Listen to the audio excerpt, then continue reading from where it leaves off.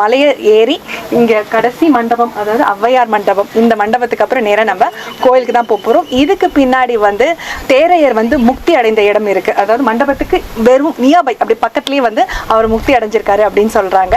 So அது அந்த கோகையும் கண்டிப்பா நீங்க பாப்பீங்க. ஸோ கடைசி மண்டபத்துல இருக்க. இதுக்கப்புறம் நம்மளோட முருகப்பெருமானோட தரிசனம் தான், வாங்க பார்க்கலாம். ஒரு வழியா தரிசிக்க வந்த முருகப்பெருமான், தோரணை மலையோட முருகப்பெருமான், ரொம்ப அழகான முருகப்பெருமான் இங்கதான் இருக்கிறாரு. நம்ம சித்தர்களால, அகத்தியரால, அதுக்கப்புறம் தேரரையால வணங்கப்பட்ட முருகப்பெருமான் நமக்காக இங்க அற்புதமா உட்காந்து காட்சி அளிச்சுக்கிட்டு இருக்காரு. 1193 படிகள் கடந்து நம்ம முருகப்பெருமானை பார்க்கறதுக்காக, தரிசிக்கிறதுக்காக இங்க வந்தாச்சு.